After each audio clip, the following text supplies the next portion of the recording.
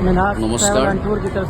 সকলো মুছলমানে জীৱনত এবাৰ হ'লেও হজ যাত্ৰাৰ বাবে ব্যাকুল হৈ থাকে। হয়তো আৰ্থিক দুৰৱস্থা, অন্যান্য অজুহাতৰ বাবে হজলৈ যাব নোৱাৰে, আৰৱলৈ যাব নোৱাৰে, মক্কা মদিনা চাব নোৱাৰে, জিদ্দা চাব নোৱাৰে। বহু ব্যক্তিয়ে পৰিয়ালৰ দায়িত্বৰ বাবেও যাব নোৱাৰে।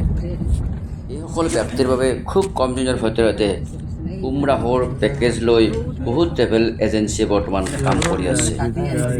তাৰ ভিতৰত 6 মাইল স্থিত ফখৰুদ্দিন আলী আহমেদ নগৰৰ মিনহাজ টুৰছ এণ্ড ট্ৰেভেলছেও এই ধৰণৰ মানুহৰ বাবে উমৰাহৰ জৰিয়তে হজ যাত্ৰা তথা আৰৱৰ মক্কা মদিনা জিদ্দা আদি ঠাই পৰিভ্ৰমণৰ ক্ষেত্ৰত উল্লেখযোগ্য অৰিহণা আগবঢ়াই আহিছে। আমি আজি তেখেতসকলৰ জৰিয়তে আৰৱৰ জিদ্দাৰ সাগৰৰ পাৰৰ অপৰূপ প্ৰাকৃতিক সৌন্দৰ্য উপভোগ কৰোঁ আহক।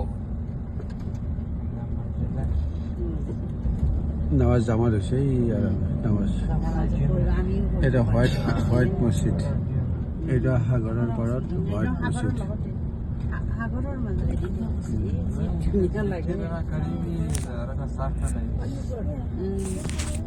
এই সাগৰ দেখিছেনে? এতিয়া চাই লওক, এই সাগৰ চাই লওক। সাগৰৰে তাতে দেখা পাম ন, এতিয়া নামিলে আমি তাতে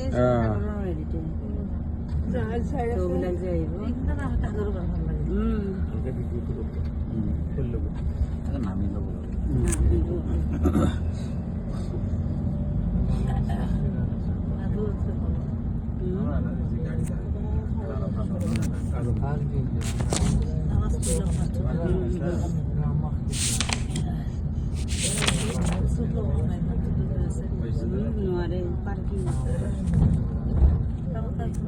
সিহঁতৰ যি যেনেকে তেনেকে যাব।